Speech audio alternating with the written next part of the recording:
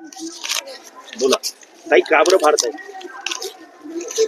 हे माननीय मुख्यमंत्री देवेंद्रजी फडणवीस यांचं हे निवेदन आहे.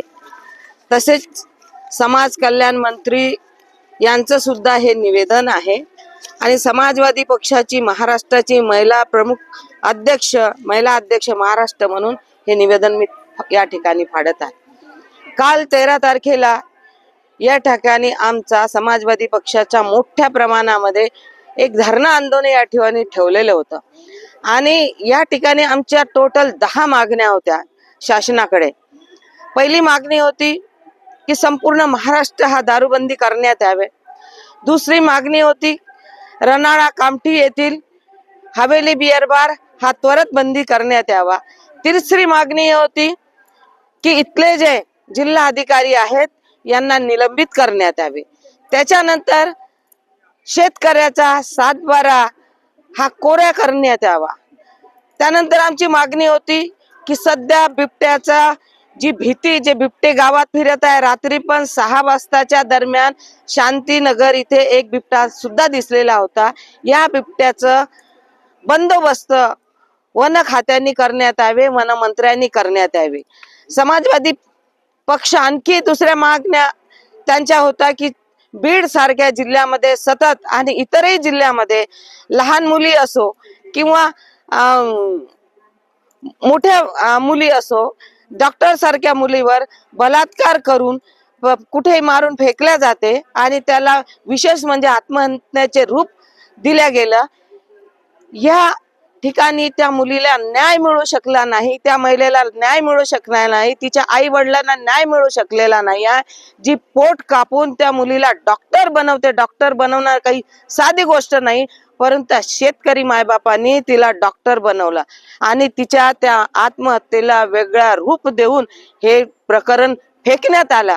म्हणून शासनाला मागणी आहे माझी समाजवादी पक्षाची की कमीत कमी एका ठिकाणी तुम्ही या बाजूने बोलता की महिलांना आम्हाला शिक्षित करायचं आहे, महिला ही हमारी बेटी है, पढ़ाओ बेटी बचाओ.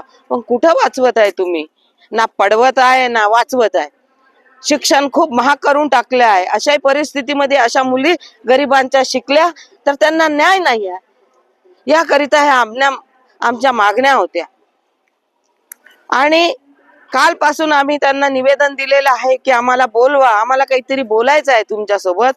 परंतु शासनाने आम्हाला बोलवलं नाही. मला असं वाटतं हे शासन एक नंबरचं भित्र आहे. ते समाजापुढे जाऊ इच्छित नाही, समाजाला तोंड देण्याची याची लायकी नाही. हे चोर आणि भ्रष्टाचारी शासन असल्यामुळे ह्या सामान्य माणसाच्या मागण्याकडे दुर्लक्ष करतात आणि तिथपर्यंत ते बोलायला सुद्धा येऊ देत नाही. आम्ही यावेळेस यशवंत स्टेडियम या ठिकाणी आम्ही उभं आहोत आणि हे अनेक लोक अजूनही बसले आहे. अशा अनेक लोकांच्या मागण्या तिथपर्यंत गेलेल्या नाही. पूर्ण महाराष्ट्राच्या कान्याकोपऱ्यातून लोक आपापल्या मागण्या घेऊन या ठिकाणी आलेले आहेत. ते बिचारे कसे थंडीत राहिले, कसे वागले का? आज एका पोरीला एकदम सिरियस भरती केलं मेडिकलला.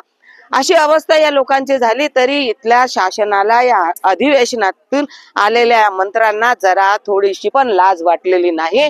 या लोकांना तसंच्या तसंच आले तसे काही लोक परत तसेच चालले गेलेले आहे. असे दगड असलेले, आपण ज्याला हे म्हणतो की पाषाण हृदय असलेले हे असं मंत्रिमंडळ या ठिकाणी बसलेलं आहे, महाराष्ट्र शासनामध्ये बसलेलं आहे. महाराष्ट्र शासनाच्या या मंत्रिमंडळाचा आणि विशेष करून परत सांगते मी की या अधिवेशनाचा मी निषेध करते की आम्हाला हे असं अधिवेशन आमच्या नागपूरमध्ये घेऊ नका.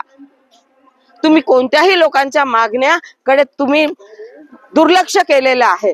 तुम्ही आता बाता कराल की आम्ही एवढं पास केलं तेवढं पास केलं, ते आम्हाला ऐकायचं नाही. पण आम्हाला हे जनता दिसत आहे, गोरगरीब जनता या ठिकाणी बसलेला आहे, यांचं तुम्ही काहीच बदल केलेलं नाही. माझा निषेध आहे.